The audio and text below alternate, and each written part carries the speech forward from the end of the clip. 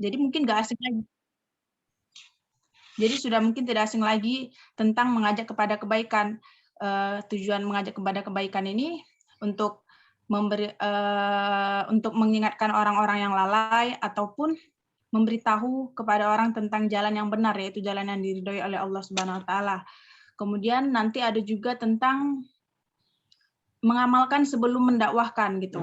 Di sini pentingnya kita sebagai pendakwah nantinya semestinya ketika hendak mendakwahkan, apa yang kita dakwahkan itu seharusnya sudah kita lakukan dulu gitu. Karena sebagaimana Rasulullah juga seperti itu. Apa yang beliau dakwahkan, beliau juga mengerjakannya gitu.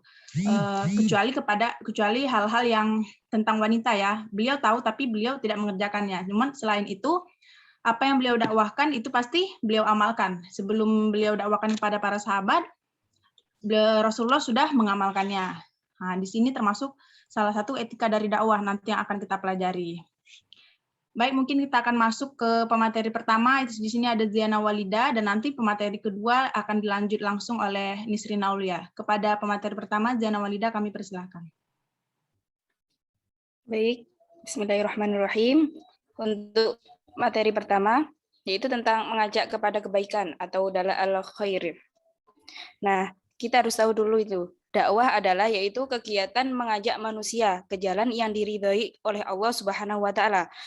Nah, tujuan utama dari dakwah tersebut yaitu menyampaikan ajaran Islam kepada seluruh umat manusia dengan menggunakan metode yang tepat sesuai dengan sasaran dakwah yang dituju. Nah, secara umum inti dari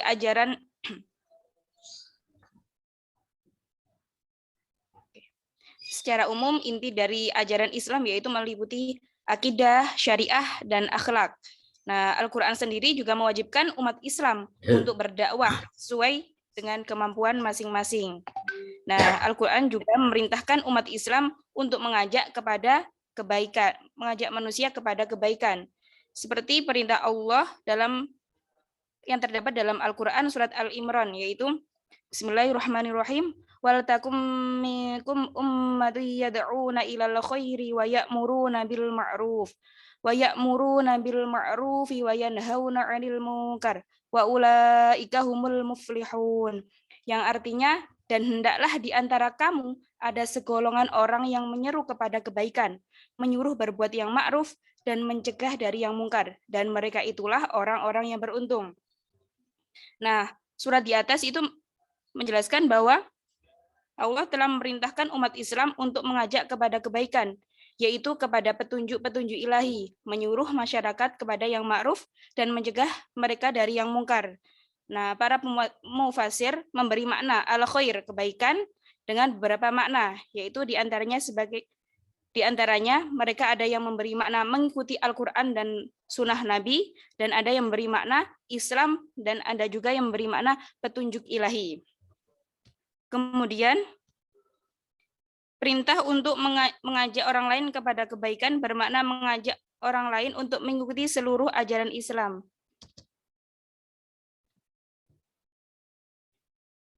Saya ulangi lagi. Dengan demikian, perintah untuk mengajak orang lain kepada kebaikan bermakna mengajak orang lain untuk mengikuti seluruh ajaran Islam.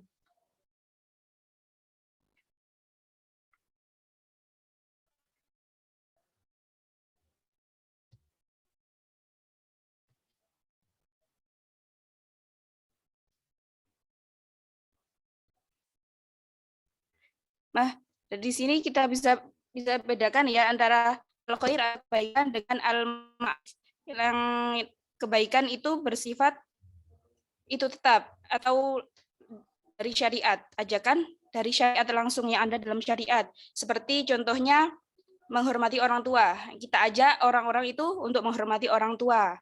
Seperti untuk mengisahkan Allah, kita ajak orang-orang atau manusia, masyarakat itu untuk mengisahkan Allah. Kemudian yang ma'ruf ini lebih mengajak kebaikan ke masyarakat lokal atau masyarakat tertentu, yang mana anggapan para masyarakat di dalam suatu tempat tersebut itu menganggap bahwa sesuatu itu baik.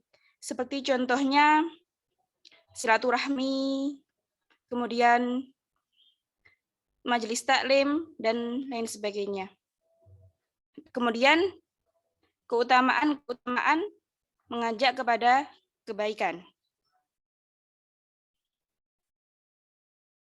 Bisa lanjut, Kak, PPT-nya? Oke, terima kasih. Nah, keutamaan mengajak orang kepada kebaikan sesuai dalam hadis Nabi yaitu man dalla ala khair falahu mithlu ajri fa'ilihi, yaitu barang siapa yang memberi petunjuk kepada sesuatu kebaikan, maka dia akan mendapatkan pahala seperti pahala orang-orang yang melakukannya. Nah, seperti contoh ketika kita mengajak orang tersebut untuk bersedekah, maka kita pun ketika orang itu yang kita ajak itu bersedekah, mereka bersedekah, kita pun juga akan mendapatkan pahala orang yang bersedekah tersebut. Seperti kita juga bersedekah, seperti itu. Nah, jadi dalam hadis di atas menjelaskan bahwa orang yang mengajak orang lain kepada kebaikan akan mendapatkan pahala. Nah, ini seperti pahalanya orang yang melakukan kebaikan tersebut yang terdapat dalam surat Al-Asyr. Ayat 3, kita diberitakan untuk saling menasehati dalam kebaikan. Bismillahirrahmanirrahim. Illal ladzina amanu wa 'amilus sholihati wa tawassaw bil haqqi wa tawassaw bis sabr. Yang artinya kecuali orang-orang yang beriman dan mengerjakan amal soleh dan menasihati supaya mentaati kebenaran dan menasihati supaya menetapi kesabaran.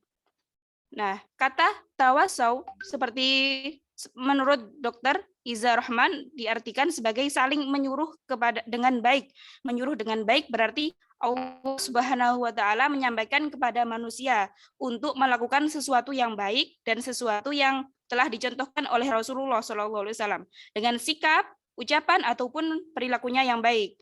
Nah, ini menjadi sangat penting sekali ya dalam kehidupan manusia seperti sekarang ini, karena biasanya kebaikan tersebut bisa sia-sia karena para dai atau pendakwah yang kurang tepat cara menyampaikannya. Selanjutnya, Kak. Nah, kemudian peran bahasa sangat penting juga dalam penyampaian dakwah. Nah, para dakwah tersebut hendaknya itu menguasai bahasa-bahasa yang daerah yang mereka dakwahi, karena mungkin sia-sia, ya nggak mungkin sih, sia-sia pastinya ya kalau seorang pendakwah, seorang dai berdakwah di suatu tempat tersebut tetapi tidak memakai bahasa sesuai dengan bahasa daerah tersebut. Pastinya masyarakat juga tidak akan paham sesuai bahasa yang lain, pahamnya kan bahasa tersebut. Nah, bahasa sangat penting dalam menyampaikan materi dakwah, yaitu bahasa yang dimaksud adalah bahasa dalam arti yang seluas-luasnya. Karena bahasa merupakan media yang paling banyak dipergunakan oleh umat manusia dan hanya bahasa yang mampu menerjemahkan pikiran sesuai kepada orang lain, seseorang kepada orang lain.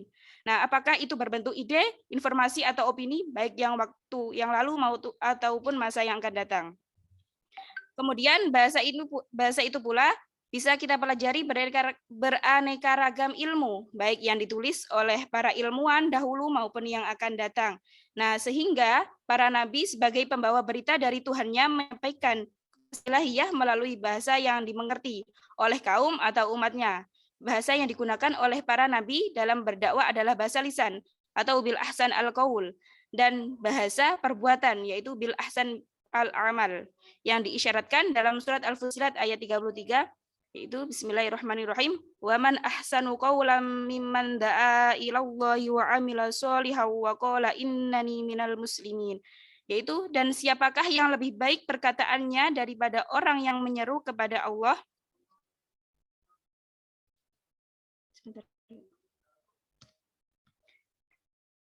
Dan siapakah yang lebih baik perkataannya daripada orang yang menyeru kepada Allah dan mengerjakan kebajikan dan berkata, sungguh aku termasuk orang-orang yang muslim, yaitu yang berserah diri. Oke, bisa dilanjutkan selanjutnya, Kak.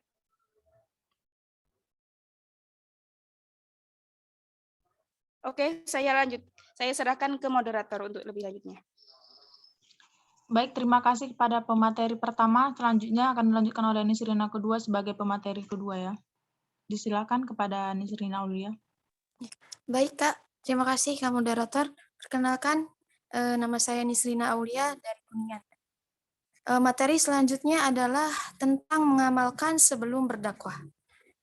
berdakwah tidak cukup hanya dilakukan dengan lidah. Jadi, tidak hanya dilakukan dalam ucapan saja, tetapi ucapan tersebut juga harus dipraktekkan dalam bentuk perbuatan. Dakwah juga merupakan upaya untuk mempengaruhi orang lain dengan pengaruh yang baik. Jadi supaya tidak terjadi hal-hal yang tidak diinginkan, baik bagi dai maupun mad'u atau orang-orang yang didakwahi, maka dalam dakwah Nabi itu terdapat aturan-aturan atau dikenal dengan etika dakwah atau kode etika dakwah. Jadi dalam dakwah Nabi itu ada aturan-aturannya, ada kode etika dakwahnya. Nah, salah satu dari kode etika dakwah adalah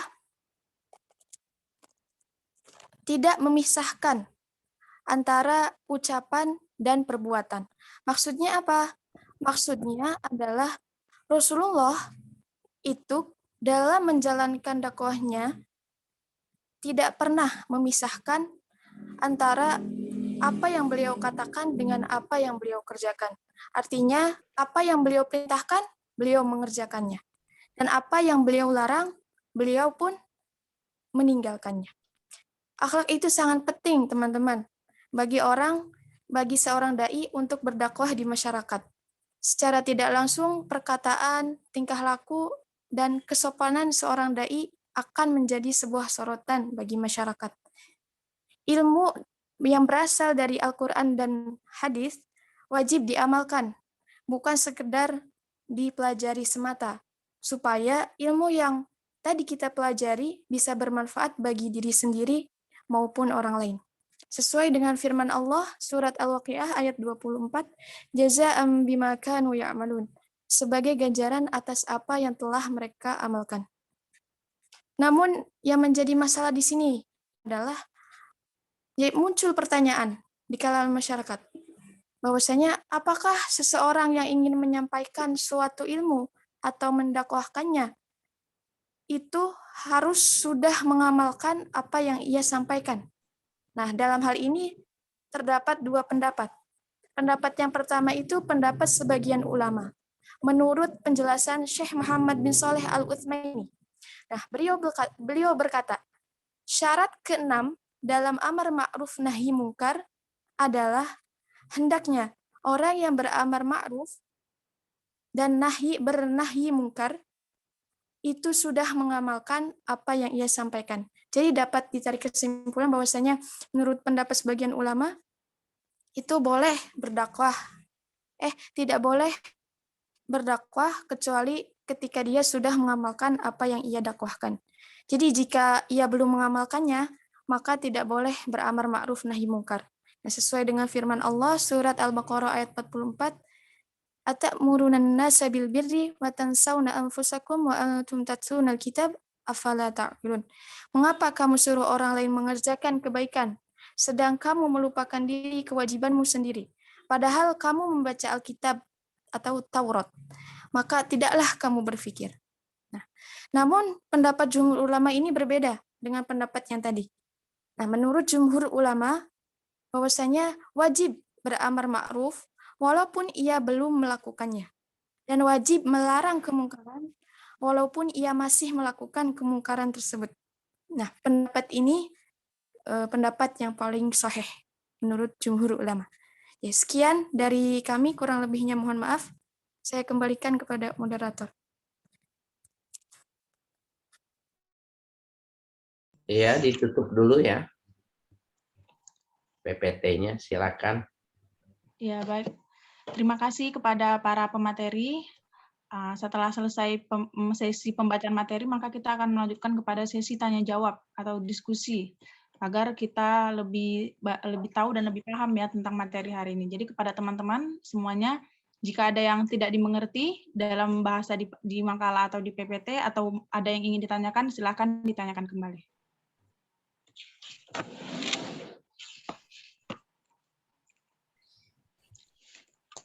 Assalamualaikum Kak Uti. Salam. Waalaikumsalam. Ya Kak, saya Andita, asal dari Bekasi, mau izin bertanya, apakah ada perbedaan apakah ada perbedaan makna dalam kata kebaikan pada amar ma'ruf dan dalla 'alal khair ini, Kak? Itu pertanyaannya. Terima kasih. Maaf Kak Andita, kalau di saya suaranya kecil gitu, kurang jelas. kecil. Apakah ada perbedaan antara Iya, apakah ada perbedaan makna dalam kata kebaikan di amar ma'ruf sama dalla 'alal khair yang menjadi pembahasan sekarang ini?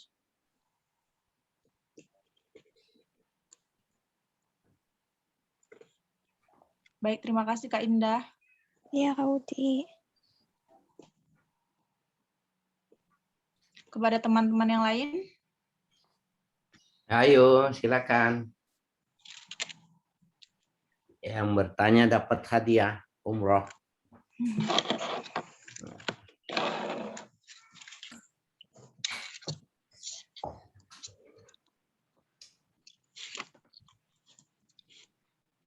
masih ada satu pertanyaan yang dari Kak Andita. Tadi apakah ada perbedaan makna antara Amar ma'ruf.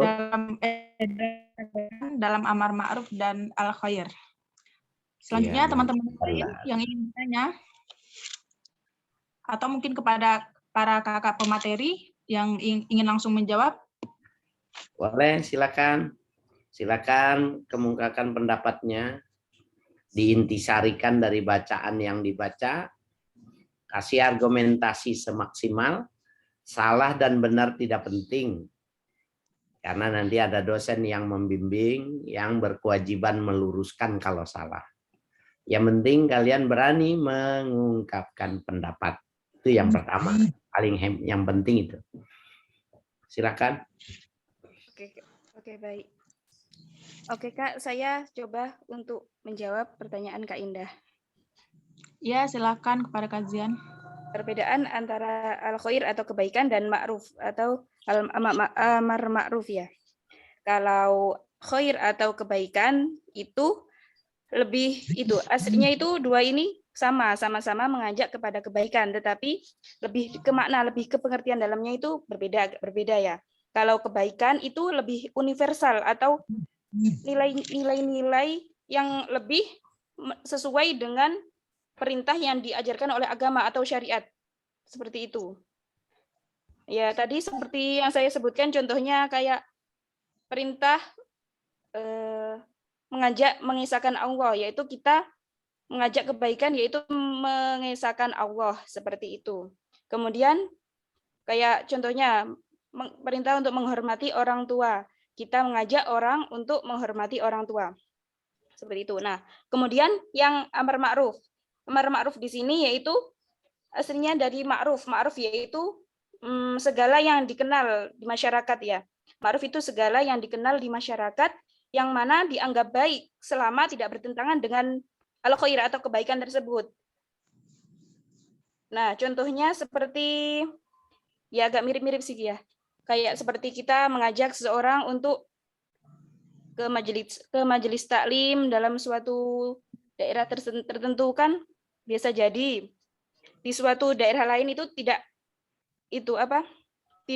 menerapkan kayak majelis taklim, mungkin di suatu daerah tersebut iya, di suatu daerah lain tidak seperti itu. Jadi bisa saja berbeda dengan daerah satu dengan daerah lain. Itu kita mengajak kepada amar ma'ruf seperti itu. Pokoknya yang penting mengajak sesuai dengan tidak bertentangan dengan kebaikan tersebut. Contoh lainnya kayak mungkin itu ya tradisi kalau kita di Indonesia dengan Timur Tengah. Nah, kita biasanya kita mengenal namanya pakai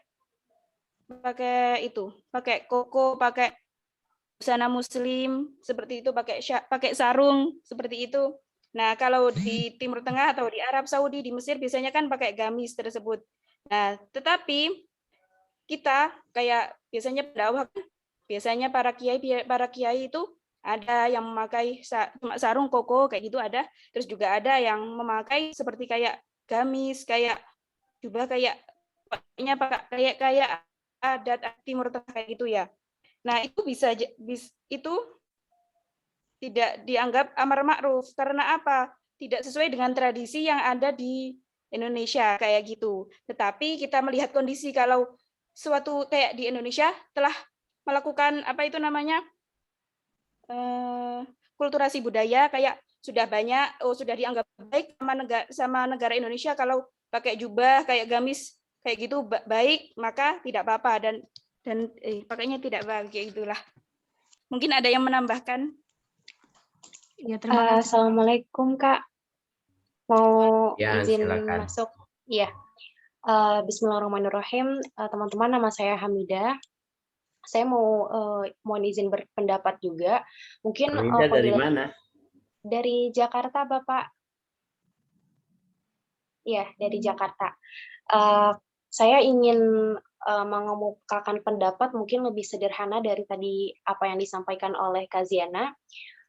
Jadi menurut saya betul sekali tadi apa yang sudah disampaikan Kaziana bahwasanya kebaikan itu lebih universal, lebih umum gitu.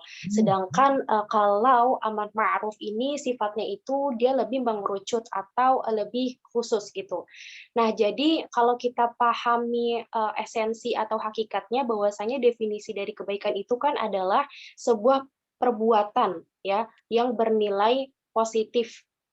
Ya, karena kan kebaikan itu kan pasti bernilai positif. Nah, kebaikan ini membawa dampak baik dari diri kita sendiri, di sekeliling kita ataupun masyarakat gitu. Jadi kebaikan itu juga bisa dalam bentuk kebaikan oleh diri kita sendiri gitu. Kemudian kalau misalkan amar ma'ruf ini adalah perintah untuk melakukan kebaikan tadi gitu.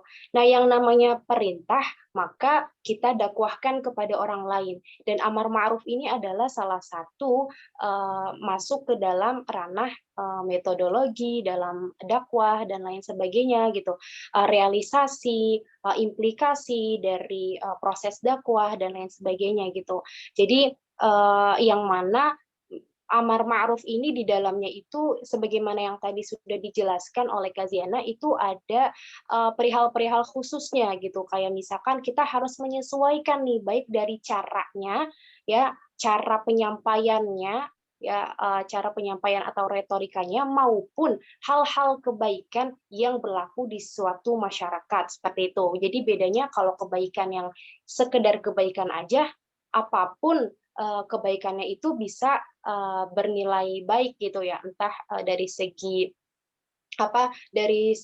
dari segi circle dia sendiri gitu, atau mungkin secara meluas sesuai dengan etika dan moral gitu. Tetapi kalau ma'ruf ini lebih kita sesuaikan. Jadi oleh si pendakwah bagaimana bisa menyesuaikan, memerintahkan amar ma'ruf itu disesuaikan dengan kondisi. Seperti itu. Terima kasih, Kak Wulan. Ya, terima kasih banyak juga Hamidah. Ya, teruskan dengan pertanyaan dan berikutnya. Ya, kepada teman-teman yang lain silahkan dipersilakan untuk bertanya.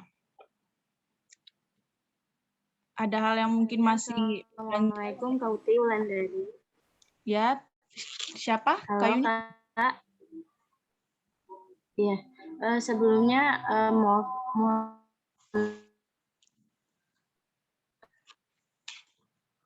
Suaranya putus-putus ya?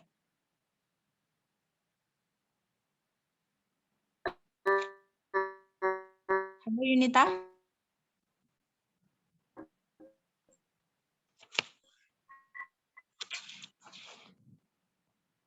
Ini suaranya putus-putus, Kak. anu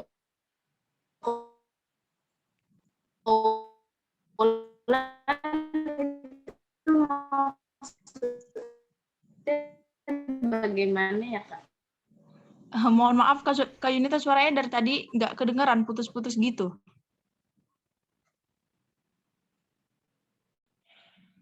Atau hanya...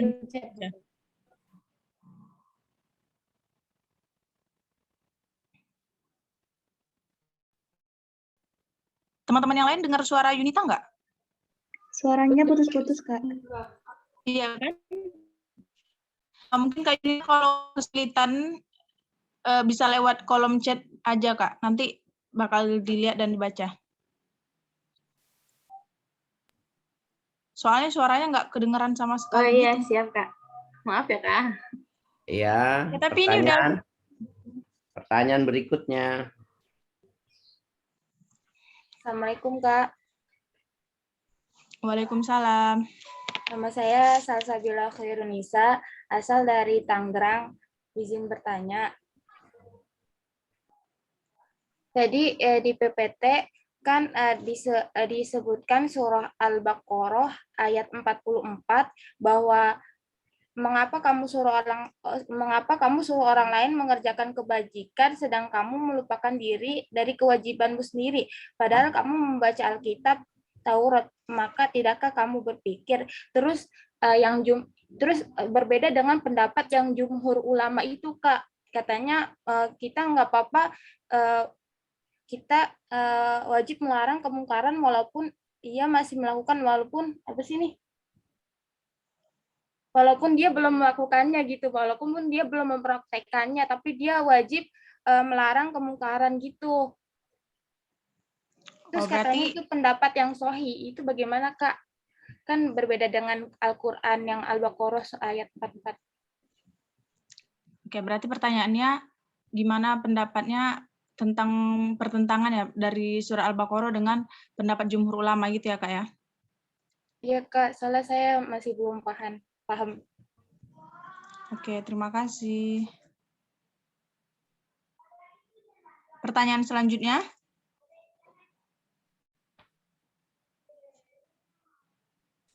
Tadi yang chattingan udah ada belum tuh tadi? Belum ada, Pak. Tadi yang suaranya nggak jelas siapa tadi? Yunita Purnamasari, Pak. Oke. Kalau Sudah belum ada? ada, ya silakan berikutnya. Sudah ada pertanyaan dari Yunita, Pak. Ya apa? Pertanyaannya apa? Pertanyaannya, kan di sini menjelaskan tentang dalla al khair dan waman ahsanu qaulan. Saya minta tolong jelasin yang ahsanu qaulannya, Kak. Oh, berarti minta penjelasan ulang dari ahsanu qaulan ya, Kak Yunita?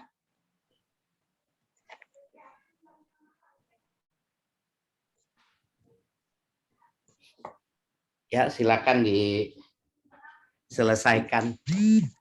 Jawab. Baik, berarti materi di sini ada 2 pertanyaan dari Salsabila Khairunisa dan Yunita Purnamasari.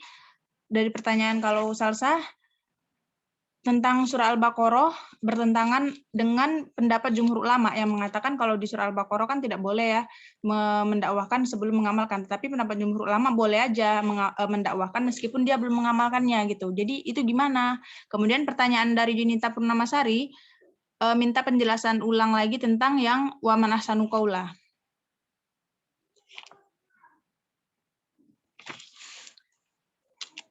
Atau kepada teman-teman yang ingin berpendapat. Iya, silakan. Kasih alasannya, argumentasinya, sepandai kamu bisa memberikan penjelasan, sudah cukup. Kalau salah, nggak masalah. Ya.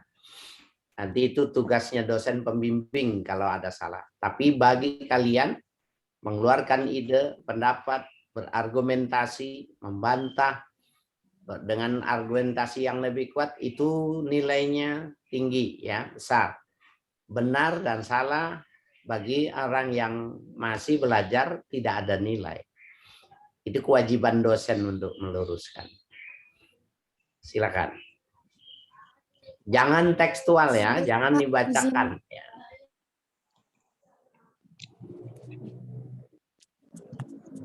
Kak Uti, boleh izin menanggapi? Ya, yang pertanyaan dari siapa?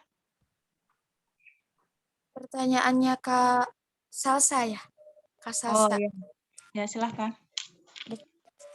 Jadi dikatakan bahwasanya pendapat jumhur ulama dengan pendapat sebagian ulama tadi sebenarnya tidak bertentangan, ataupun surat Al-Baqarah ayat 44 tadi tidak bertentangan dengan pendapatnya jumhur ulama, sebab jumhur ulama pasti mempunyai alasan tertentu mengapa dibolehkannya berdakwah walaupun kita belum mengamalkannya. Pasti dilihat dari situasi yang ada di masyarakat kita.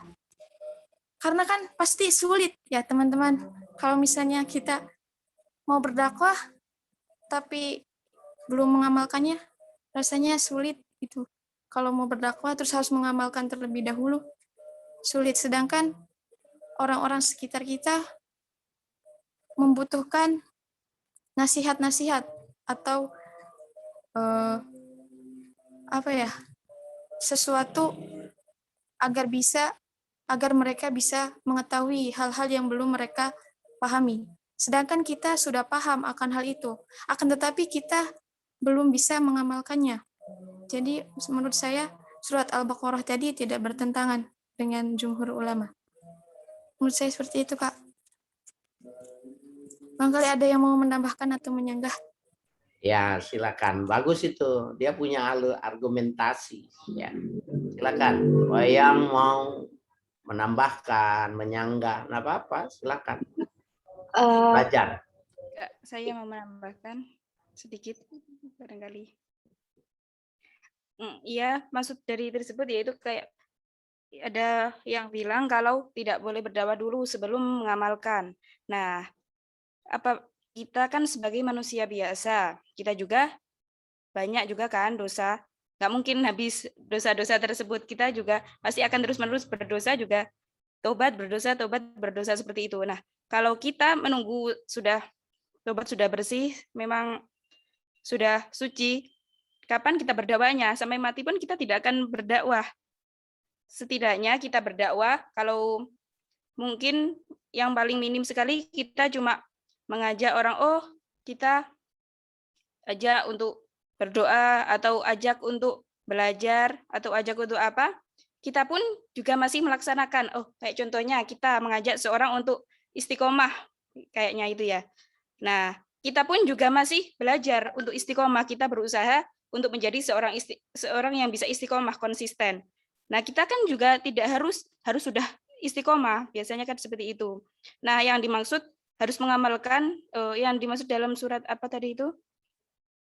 Nah, itu kan buat orang yang itu tidak beramal. Cuma berdakwah tetapi tidak melaksanakan, itu seperti orang yang mengingkari janjinya. Kayak cuma omong belakang, cuma ingin menjadi tenar untuk menjadi sebuah audisi atau sebuah apalah pokoknya yang bisa menarik perhatian orang-orang tersebut. Mungkin seperti itu. Ada yang menambahi mungkin, Kak? Winda izin menambahkan boleh sebelumnya, mohon maaf Winda off cam. Ya, silakan. Iya, Kak. Betul sekali tadi perkataan kakak-kakak sebelumnya. Nah, Winda mau menganalogikan gini ya, Kak. Misalnya kita bukan kita deh, yaudah aku deh. Misalkan Winda nggak sholat, tapi Winda tuh tahu gitu kalau sholat tuh wajib dong, orang Islam tuh wajib sholat.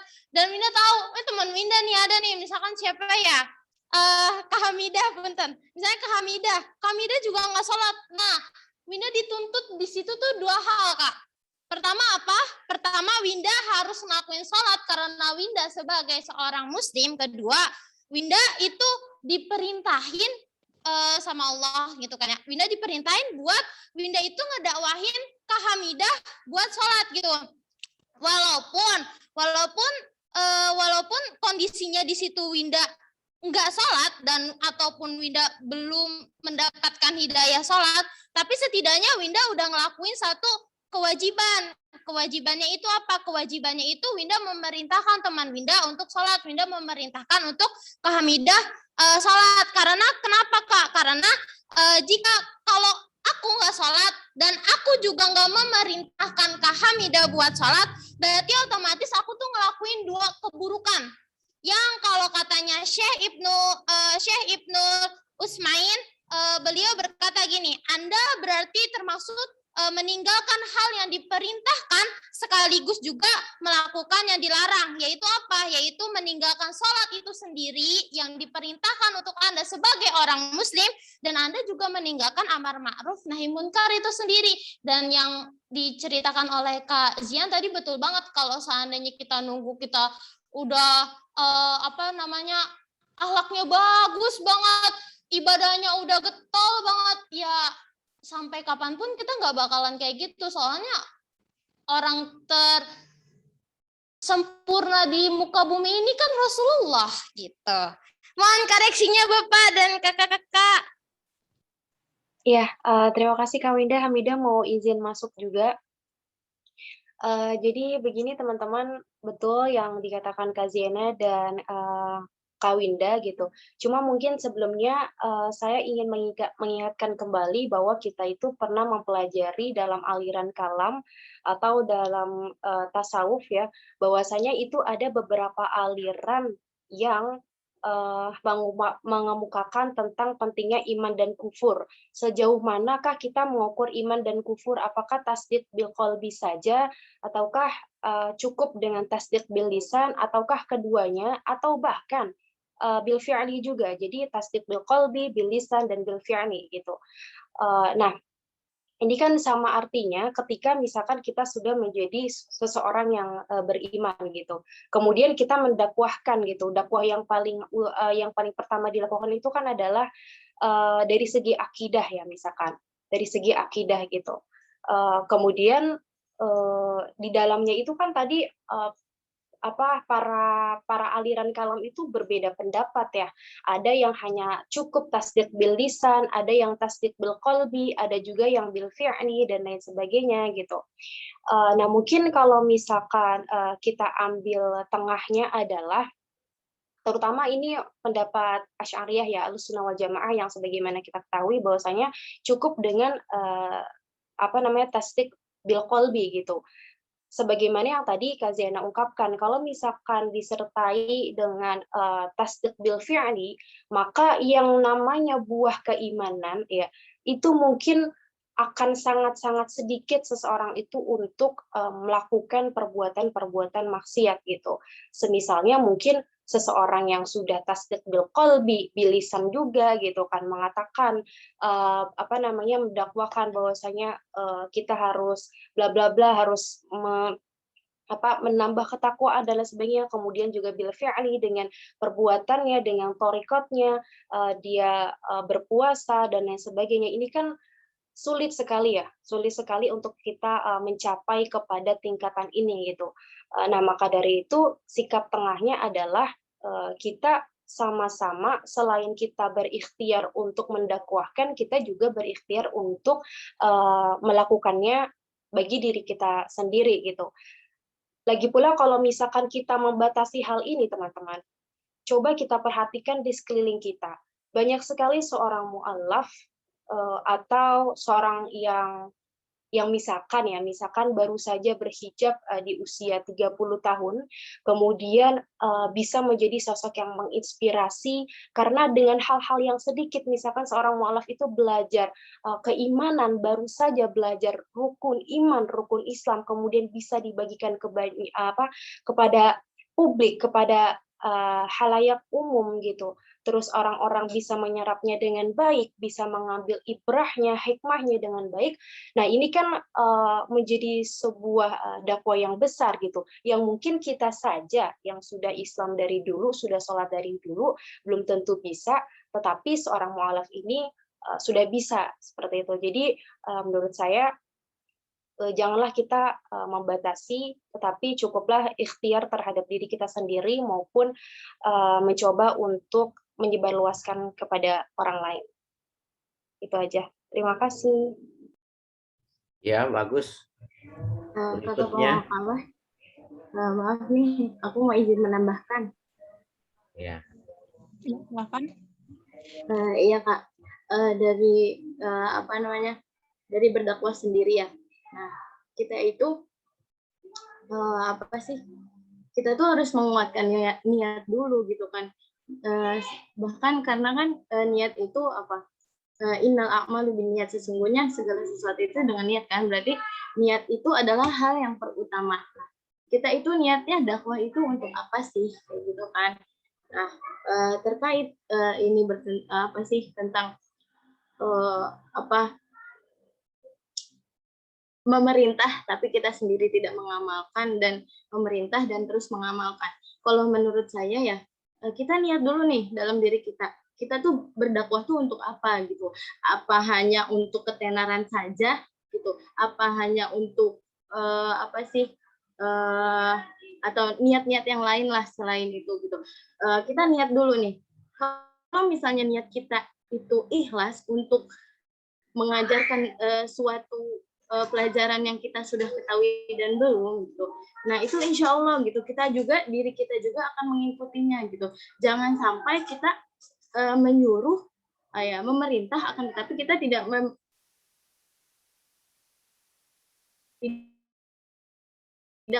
melaksanakannya. Itu kan sama aja kayak takmur wala ta'mar. Mungkin di sini kalau misalnya kita niatnya berdakwah itu untuk memperbaiki diri kita juga gitu kan, in ahsantum ahsantum li anfusikum kan kayak gitu ya. Kebaikanmu ya untuk diri kamu sendiri gitu. Kalau misalnya kita berdakwah nih, terus itu kita niatin juga gitu. Jadi sama-sama memperbaiki bahkan kalau misalnya kita ingin menjadi dai gitu ya Kak, jangan jangan ya kita membuat seperti itu, tapi kita juga tidak melaksanakan gitu. Alangkah lebih baiknya itu didampingin gitu. Walaupun kita belum melaksanakan, nah kita memerintah nih, misalnya misalnya nyuruh gitu sama santri, misalnya kayak gitu. Jangan kayak gini gitu, gini. Tapi kan sebelumnya kita nggak melaksanakan kan kayak gitu. Nah, alangkah sebaiknya dari apa yang kita utarakan kita juga mengerjakannya. Seperti itu kan. Jadi enggak cuman takmur wala ta'mar gitu, memerintah tapi dia tidak melaksanakan gitu. Itu aja sih tambahan dari saya. Terima kasih. Ya, bagus. Terima kasih. Lanjut pertanyaan berikutnya, sesi kedua. Di yang pertanyaan tadi masih ada Pak yang ini. Oh ya, oke. Silakan. Tentang waman asani qaula. Iya. Teman-teman. Apa itu maksudnya?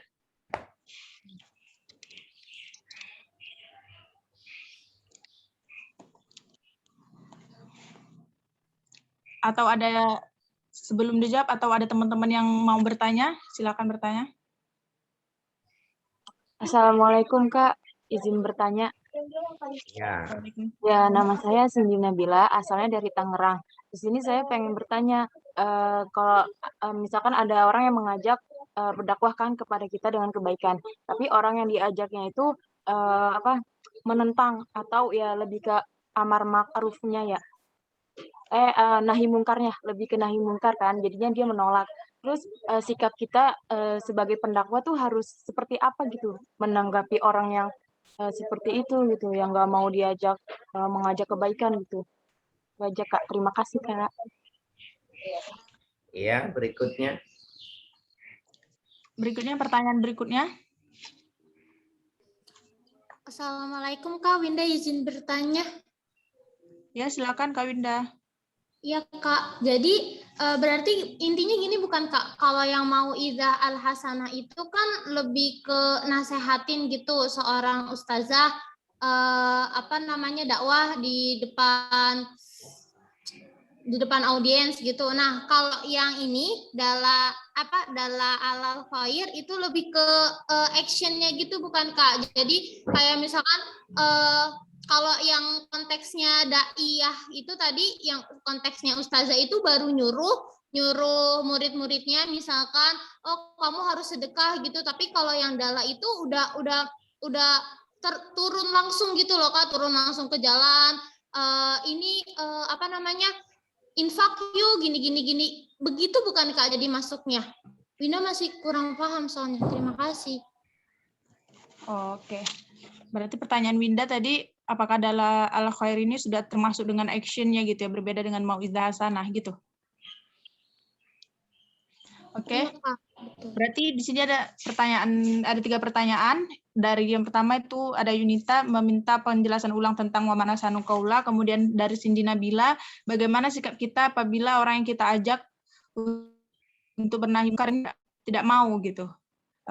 Kemudian pertanyaan dari Winda, apakah dala al khair ini sudah termasuk bukan hanya sekedar menasihati aja seperti mau'idzah hasanah? kepada para pemateri atau teman-teman yang ingin berargumen, dipersilahkan.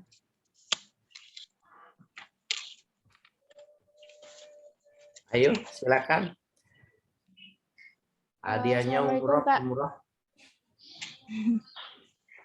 Assalamualaikum Kak Uti. Ya, waalaikumsalam. Ini Yuli mau bertanya atau mau menjawab? Menanggapi terkait pertanyaan Kak Cindy Nabila tadi. Oke, silahkan. Mohon izin ya Kak Uti, saya Yulianti dari Bogor. Bagaimana sih kita jika kita menghadapi seseorang yang tidak mau diajak bernahi mungkar gitu? Pertama-tama perlu diketahui bahwa untuk mengajak dalam bernahi mungkar kepada seseorang itu tidak mudah gitu ya. Apalagi orang yang awam gitu, yang kurang mengerti tentang agama gitu, itu susah. Jadi kita harus melakukannya secara persuasif gitu, perlahan-lahan dengan mengajak, dengan lemah lembut. Pertama-tama tentunya kita harus berteman, mengenal baik dia, pribadi dia itu seperti apa nih, dia atau orangnya itu jenis orang yang terbuka, humble, atau justru orang yang tertutup gitu ya, dia tidak mudah percaya terhadap seseorang gitu. Itu kita harus mengenal itu dulu gitu, mengenal, berteman, atau mungkin bersahabat. Baru setelah itu kita ajak dia secara perlahan-lahan, persuasif. Insya Allah kalau kita sabar, kita tekun menjalani hal itu, pasti bisa gitu Kak, kalau dia sudah merasa nyaman dengan kita. Seperti itu Kak yang bisa saya sampaikan, kurang lebihnya mohon dimaafkan. Terima kasih. Ada yang ingin menambahkan atau menyanggah? Iya Kak, saya menambah sedikit Kak. Siap. Oh ya, silakan Ziana. Iya, berarti yang tadi itu, iya benar kata Kak Yulianti, berarti kita harus mengetahui orang itu karakter dari orang itu. Orang itu apakah gampang percaya, ataukah dia itu hatinya lemah lembut. Nah, maka dari itu kita sebagai pendakwah biasanya, kita harus melakukan dakwah dengan secara bil hikmah, yaitu dengan yang pas ya. Tahu apa yang dibutuhkan oleh orang tersebut, apa yang dibutuhkan oleh orang yang akan kita dakwai, yaitu apakah dia lebih butuh ke spiritual dalam apanya, kayak ibadah gitunya, atau lebih ke masalah mungkin dalam masalah sosial, atau mungkin dalam masalah akhlak atau sebagainya. Jadi kita mengetahui apa yang dibutuhkan dari orang pendakwah tersebut. Kayak gitu. Nah, maksud dari al-hikmah di sini kita harus juga pas, yaitu tidak terlalu menekan dia, tidak terlalu mendikte dia untuk memvonis dia untuk melakukan hal tersebut, atau juga lebih ke lemah lembut atau terlalu lemah gitulah. Pokoknya yang bisa jadi orang yang kita dakwah itu menganggap kita itu kayak cuma udahlah, dia cuma memberitahu, tapi dia nggak terlalu srek kayak itu. Tidak terlalu kayak ragu, kayak tidak terlalu yakin dalam hati untuk mendakwai kita kayak gitu. Mungkin seperti itu. Mungkin ada yang menambahi, Kak?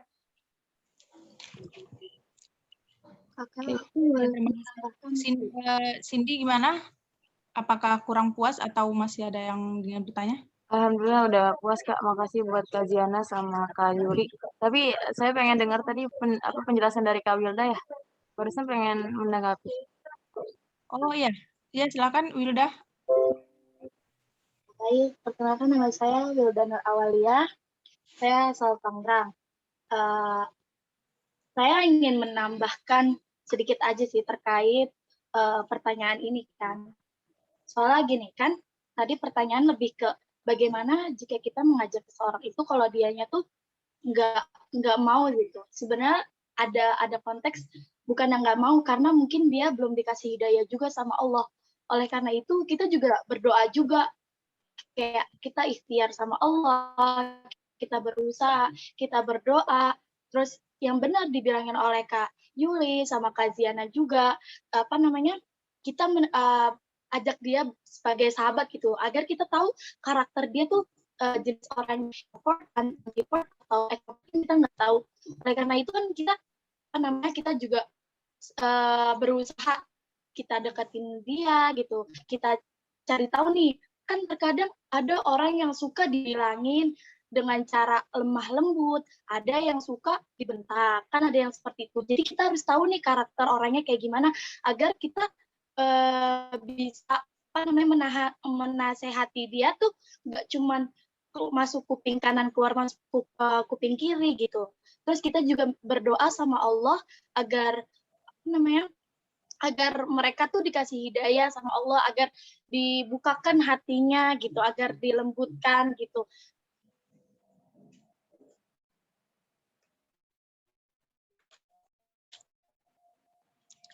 Udah? Suaranya hilang ya?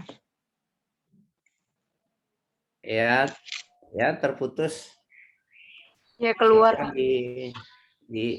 Silakan yang jawab pertanyaan yang lain.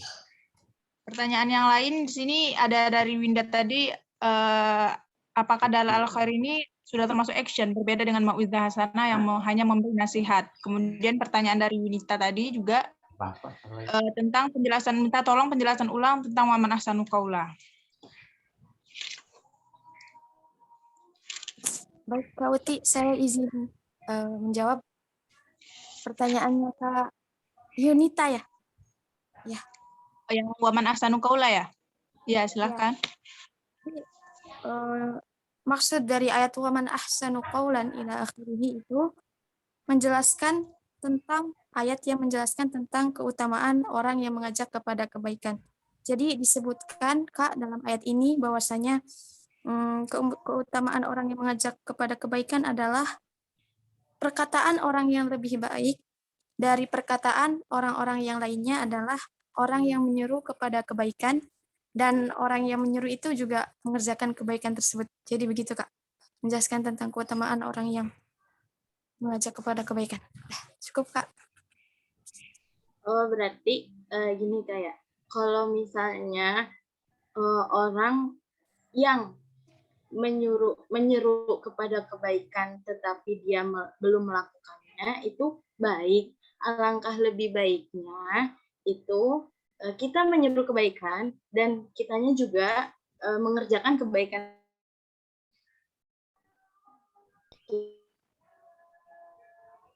Betul Kak. Ya, next. Pertanyaan berikutnya. Pertanyaan berikutnya ada dari Winda tadi tentang mau'izah hasanah, apakah dalal al-khair sudah termasuk action? Atau teman-teman yang lain ada yang ingin bertanya lagi? Dipersilahkan. Kak, maaf, izin bertanya lagi.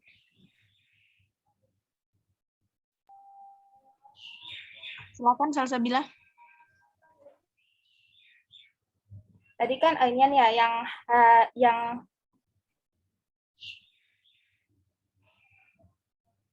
hadis riwayat Muslim yang barang siapa yang memberi petunjuk kepada suatu kebaikan maka dia akan mendapatkan pahala seperti pahala orang yang melakukannya.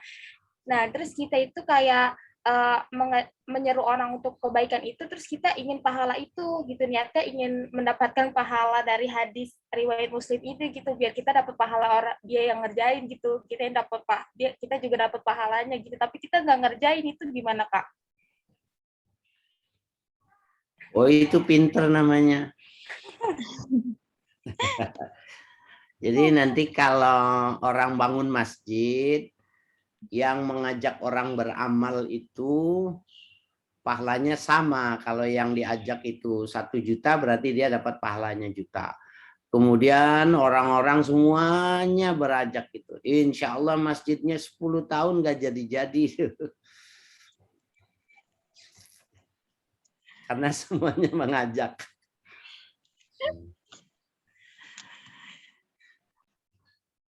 Ayo bagaimana merumuskannya itu?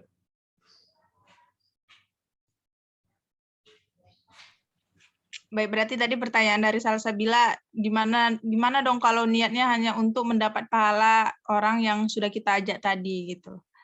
Pada teman-teman ada yang ingin berargumen?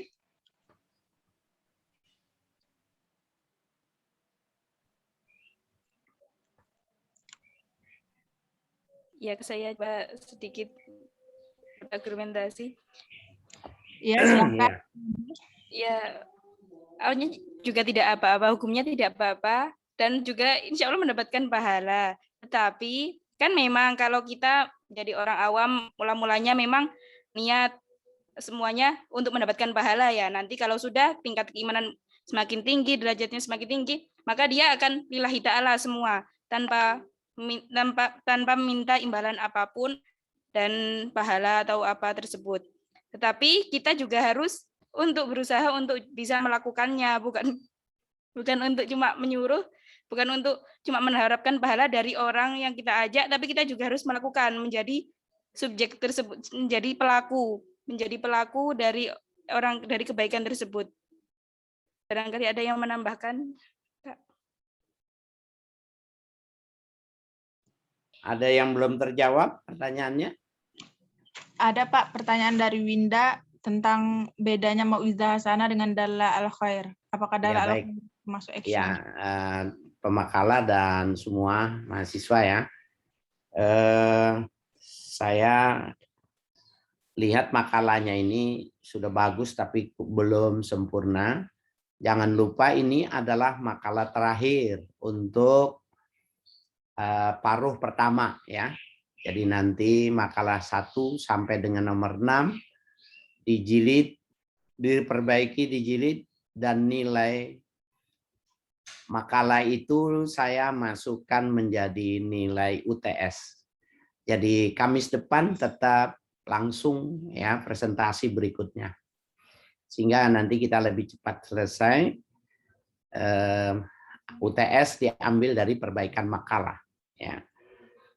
1 minggu setelah hari ini semuanya ya dijilid, karena saya kalau lihat di HP semua itu capek matanya ya, sudah umur. Jadi silakan kalian kirim, sekaligus juga pengalaman karena di situ ada data. Saya punya data ya. Kadang-kadang mahasiswa yang belum bayar nilainya nggak keluar, komprenya belum selesai, nilainya tidak keluar.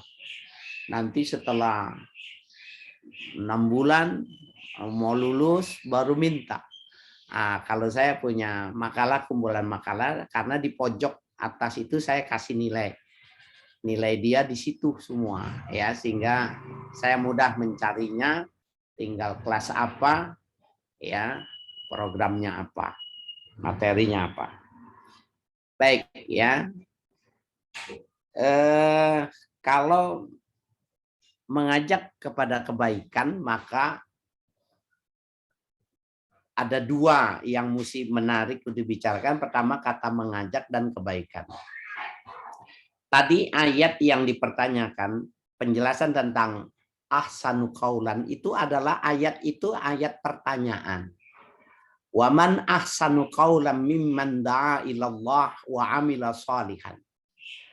Ada tidak orang yang lebih bagus perkataannya ya dibandingkan dengan orang yang mengajak kebaikan dan dia melakukan amal soleh? Ada enggak? Jadi itu pertanyaan. Jadi ayat itu menunjukkan sebagai pernyataan. Jadi itu istifham litahqiq namanya. Pertanyaan untuk menetapkan. Ya, jadi redaksinya pertanyaan ya istifham, tetapi faedahnya litahqiq. Jadi al-istifham litahqiq, pertanyaan untuk menetapkan. Wa man ahsanu qaulan mimman da'a ilallahi wa amila shalihan. Ada tidak orang yang lebih bagus perkataannya dibandingkan dengan orang yang mengajak berdakwah kepada kebaikan dan dia sendiri melakukan amal soleh itu? Jawabannya enggak ada. Ya, jawabannya tidak ada. Apa tahqiqnya? Tahqiq dari Allah itu berarti siapa orang yang terbaik? Orang yang terbaik adalah man da'a ilallah wa amila bih. Orang yang mengajak kepada kebaikan dan dia mengamalkannya. Apakah lebih dulu atau belakangannya? Enggak penting, karena yang dimaksud itu dia mengajak kebaikan dan mengamalkan soleh. Sehingga nanti pendapat ya Muhammad Shalih Al-Utsaimin ya yang mengatakan bahwa apa itu watansauna anfusakum wa antum ta'lamun itu pendapat beliau sendiri, yaitu pendapat dari Syekh Muhammad Shalih Al-Utsaimin ya, Al-Utsaimin yang berpendapat bahwa berdasarkan ayat Al-Baqarah ayat 444 itu nggak boleh berdakwah kalau dia tidak mengamalkan lebih dahulu. Itu pendapat satu orang yang namanya Muhammad Shalih Al-Utsaimin. Adapun jumhur ulama mengatakan enggak wajib. Karena memang ayatnya itu tadi mengatakan, ayat pembandingnya itu yang dipegang jumhur ulama mengatakan, waman ahsanu qaulam mimman da'a ilallah wa amila sholihan.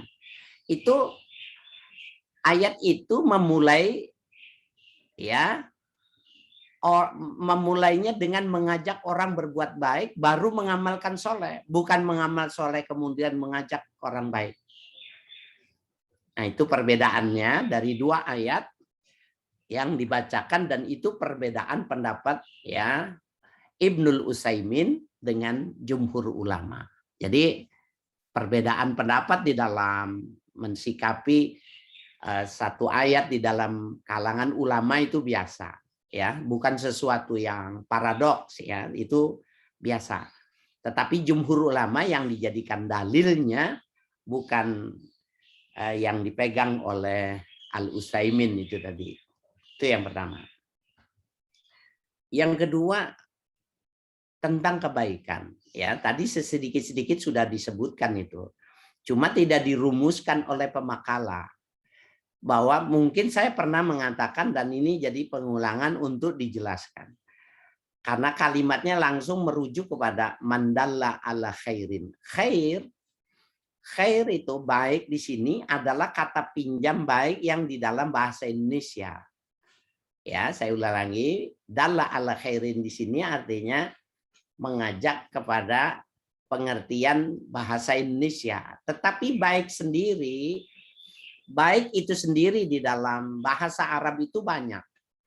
Apabila baik itu berkonotasi kepada hal-hal yang bersifat primer dan konsumtif, maka baik itu dipergunakan katanya thayyib. Kulu washrabu halalan thayyiban. Makan dan minumlah oleh kalian apa saja yang halal dan thayyib. Nah, halal itu berpengaruh secara batin, thayyib itu mempengaruhi secara fisik. Punya kandungan vitamin, nutrisi yang tinggi, ya, serat yang bagus, lemak yang bagus. Itu thayyib. Jadi konotasinya itu fisikal. Kemudian kalau khair itu sendiri di dalam bahasa Arab ya digunakan untuk kebaikan dalam perspektif Al-Qur'an, dalam kebaikan agama Islam. Khairukum man ta'allamal Qur'an wa 'allamahu. Sebaik-baik kalian yang mengajarkan Al-Qur'an, belajar Al-Qur'an dan mengajarkannya. Buat orang non-muslim itu bukan baik. Dia tidak mau. Ya, kebaikan belajar Al-Qur'an itu mereka mengatakan itu bukan kebaikan. Nah, ayat lain juga mengatakan kuntum khaira ummatin. Kalian itu adalah sebaik-baik umat. Itu dalam kajian ya dinia, dari dalam perspektif keagamaan. Yang berikutnya yang dimaksud dengan baik itu adalah hasan atau hasanah. Hasan atau hasanah itu baik yang maknanya general, maknanya keseluruhan, dari mulai hal-hal yang sifatnya primer, sekunder, urusan duniawi, urusan agama, dan urusan akhirat. Seperti itu umpamanya atina fid dunya hasanah, atina fil akhirah hasanah. Itu atina fid dunya hasanah itu semua aspek. Ya, dunia bagus, akhirat bagus, itu pengertiannya adalah secara general, kebaikan secara keseluruhan, tidak lagi dibedakan mana itu primer, sekunder, itu tidak dibedakan, umum ya. Kemudian soleh. Soleh artinya baik juga, tapi dia dimensinya itu dua. Dimensi vertikal dan horizontal. Apabila pekerjaan itu baik ya pada hak Allah dan hak makhluk, maka disebutnya soleh. Ya, disebutnya dengan soleh. Sehingga soleh definisinya itu al-qaimu bihuquqillah wa huquqi khalqih. Soleh itu adalah orang yang melaksanakan hak Allah dan hak-hak manusia. Itu namanya soleh. Nah, yang bersifat universal itu adalah ma'ruf. Ya. Ta'muruna bil ma'ruf wa tansauna 'anil munkar itu. Kata ma'ruf itu adalah dimensinya itu bagus menurut agama, bagus menurut akal, pikiran, bagus menurut manusia, bagus menurut pergaulan kemanusiaan. Hak asasi maksudnya, itu namanya ma'ruf. Jadi baik yang sifatnya general itu bagus, sehingga dikatakan qaulun ma'rufun khairun min shadaqatin, ya. Jadi perkataan yang ma'ruf artinya perkataan yang punya dimensi umum itu lebih bagus dari sodako. Padahal sodako itu dimensinya keagamaan. Ya, jadi lebih bagus daripada sodako yatba'uha adza. Tapi sodako yang diiringi dengan ya hal yang bil manni wal adza. Maksudnya menyebut-nyebut dan yang jelek apa itu yang menjelek atau mencaci setelah itu ya, adza ya, menyakitkan. Itu ya. Kemudian yang perlu juga dijelaskan bahwa kata dalla itu tidak sama dengan kata ta'murun. Ta'murun bil ma'ruf itu maknanya memerintah. Kalau dalla ala khairin itu sudah lebih kepada kasuistis. Ya, dalla ala khairin ayadullu ala amali syai' artinya menunjukkan kepada satu amalan tertentu, itu kata dalla. Seperti umpamanya tadi contohnya itu ya. Pembangunan masjid lagi dibangun. Bagaimana nih orang nggak punya duit tapi dia pengen berperan dengan pembangunan masjid. Orang-orang kaya di sekitarnya itu dipengaruhi sama dia. Dikasih spirit, dikasih semangat sehingga orang-orang kaya mau ngamal. Karena dia nggak mungkin mengamal dengan uang karena buat makan saja susah. Nah, itu yang disebut dengan dalla. Ya, sehingga dalla itu lebih ekspresif. Dalla itu lebih banyak kepada hal-hal yang sifatnya kasuistis. Tapi kalau ta'murun itu bersifat umum ya, apakah dengan tulisan, dengan lisan, dengan hal itu maknanya ta'murun. Kemudian juga mandalla ala khairin falahu ajru fa'ilihi ya. Layan kusu minhu syai'un ya, tidak terkurangi sedikit pun, itu begini. Di dalam sejarah tentang agama itu Nabi selalu mengajarkan kalau yang bagi pemula itu dengan pahala. Memberi semangat dengan pahala, memberi stimulus dengan pahala. Ayah sudah ajak orang membangun, pahalanya kamu sama sebesar dia. Ya. Tetapi itu orang yang level pertama. Jadi di dalam amal itu ada 3 level. Level pertama itulah imtithalul awamir. Ya, level pertama itu imtithalul awamir, melaksanakan perintah. Nah, orang yang melaksanakan perintah itu ada kaedahnya, yusabu ala fi'lihi yu'aqabu ala tarkihi. Diberi pahala ketika melakukan, disiksa ketika meninggalkan. Nah, orang yang melakukan ini katajir fit tijarah, seperti pedagang dengan dagangannya. Pedagang dengan dagangannya dia berharap semua dagangannya itu untung. Nah, orang yang kelompok pertama itu seperti itu. Bagaimana dia bisa untung dengan yang dia lakukan. Pahalanya besar. Nanti pahalanya ditumpuk, pahalanya jumlahnya besar. Dan pahalanya dia pengen masuk surga. Nah, itu kelas pertama. Yang kedua, al-amalu li ajlil mahabbah. Orang melakukan amal itu, ibadah itu karena cinta dia. Nah, itu Bapak Ibu kalian itu melakukan berumah tangga itu ya bil mahabbah, dengan kecintaan. Dia nggak perhitungan. Jadi orang kalau melakukan dengan cinta, dia tidak perhitungan. Pahalanya berapa, hadiahnya berapa, nggak penting sama dia. Yang penting dia senang, dia bahagia. Nah, yang ketiga itu ar-ridha bi qadaillah. Orang yang ridho dengan ketetapan Tuhan. Jadi ketika dia ditetapkan Tuhan suruh melakukan ibadah, suruh meninggalkan yang dilarang, dia melakukannya ridho. Artinya walaupun dia tetap masuk neraka, dia ridho. Saya ulangin ya, orang yang pada ar-ridho bi qadaillah itu, dia melakukan perintah Allah, menjauhkan larangan Allah itu dengan dasar keridoan Allah. Yang penting dapat ridho Allah. Walaupun harus dimasukkan ke dalam neraka. Jadi mereka lebih baik masuk ke dalam neraka membawa keridoan Allah daripada masuk ke sorga tetapi tanpa ada keridoan Allah. Nah, ada ungkapan Rabi'ah al-Adawiyah, ya, wali perempuan yang masyhur, dia mengatakan a'budullaha la khaufan anin nar wala raja'an bil jannah. Aku beribadah kepada Allah itu bukan karena takut dengan neraka dan bukan juga karena berharap masuk surga.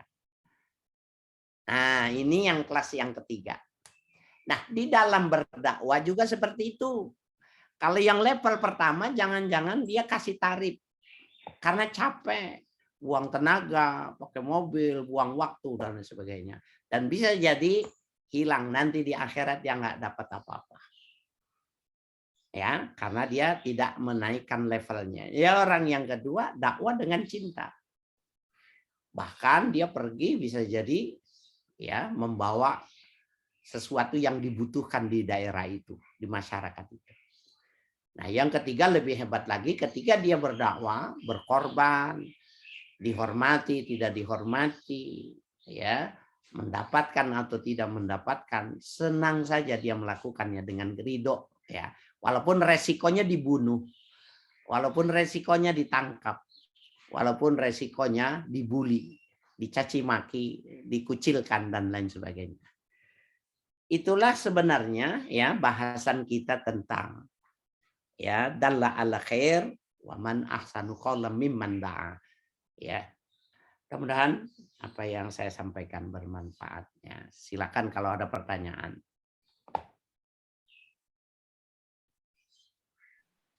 Pada teman-teman ada yang masih ingin bertanya? Iya Kak Uti, saya ingin bertanya tentang tadi yang apa namanya dia itu rela masuk neraka yang penting ridha Allah, maksudnya itu saya masih belum paham gitu Pak dari pernyataan itu. Gitu. Iya, berarti kamu masih takut sama neraka, kamu bukan takut sama Tuhan. Jadi nanti itu begini, ada orang-orang taat itu, malaikat bilang, ya Allah orang ini taat betul nih kepadamu. Tapi dia taatnya karena dia takut dilempar ke neraka. Ada lagi, ya Allah ini taat benar nih, amalnya banyak ini. Tapi dia melakukannya itu karena dia pengen ya menjadi bidadari di surga. Itu kelasnya itu. Gini, mana ukuran ridho yang dimaksud? Nabi Ibrahim ketika dilempar ke dalam kubangan api, ya, waktu dilempar ke kubangan api itu, Allah seketika itu juga mengatakan kuni bardan wasalaman ala Ibrahim. Hai api, dinginlah engkau untuk Ibrahim. Itu namanya ridho tuh. Jadi mau masuk neraka nggak apa-apa, asalkan tidak panas daripada masuk di dalam surga tetapi tidak ada keridoan, meringsang di panas di surga. Itu kan berarti kan terjebak kepada sebuah pendekatan formalitas. Nah, inilah kelas di mana seseorang itu melakukan ibadah itu kelasnya begitu. Saya nggak tahu ya, ini yang nanya Wirda ya. Wirda tinggalnya di mana, Wirda? Yunita yang bertanya, Pak. Yunita di mana tinggal? Di Depok, Pak. Nah, Depok. Kamu Depok dekat sama Jakarta. Dulu saya di Jakarta itu, kalau masih kecil, kalau puasa itu dibayar sama bapak saya. Sehari itu bayarannya itu 200 rupiah. Ya, sehari 200 rupiah. Zaman itu tahun 66, 67, 68 itu 200 rupiah. Itu besar sekali kalau sekarang. Tapi semuanya kita sekeluarga itu yang kecil-kecil itu puasa. Bahkan saya, anak saya TK itu udah puasa, tapi saya kasih uang.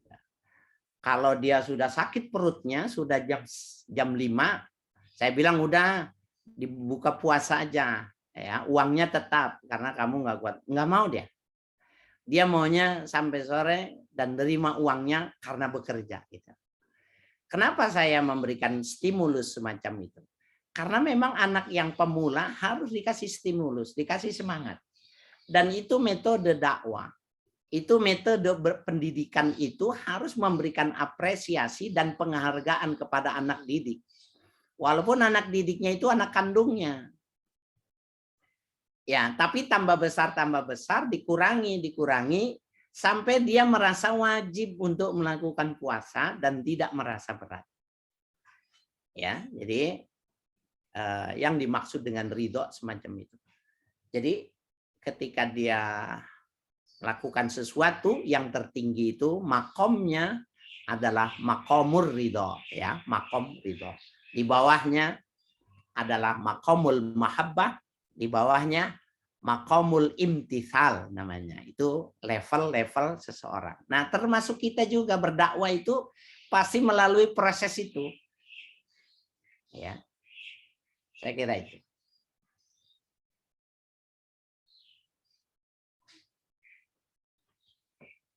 Baik, kalau sudah tidak ada, silakan dibuatkan kesimpulan. Jangan lupa absensi hari ini PJ, mana PJ? Iya, Pak. Nah, absensinya jangan lupa. Kemudian ini diingatkan, ini materi terakhir untuk paro pertama.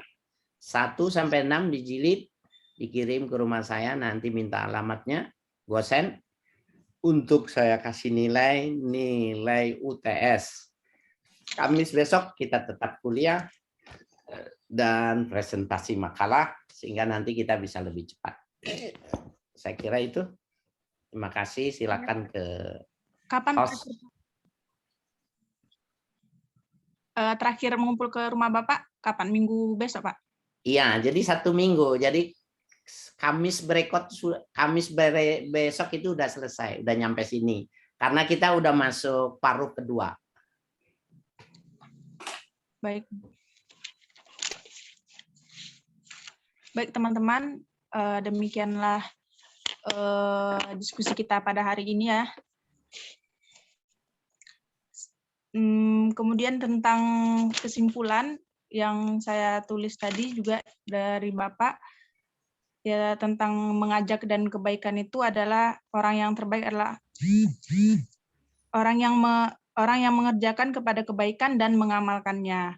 Juga menurut jumhur ulama, kenapa dikatakan mesti tidak wajib dulu mengamalkan, karena kan dalam konteks ayatnya lebih dahulu adalah mengajak baru mengamalkan. Kemudian tentang perbedaan-perbedaan kata-kata tentang kata kebaikan ya. Kata toyib itu biasa, itu juga bermakna kebaikan, cuman itu lebih sering digunakan pada hal konsumtif gitu. Kemudian kata hasan, dia maknanya general. Kemudian kata soleh, itu adalah apabila kita melakukan hak Allah dan hak manusia, maka itu disebut dengan soleh. Kemudian ma'ruf sendiri adalah universal, bagus menurut agama, akal manusia, dan pergaulan.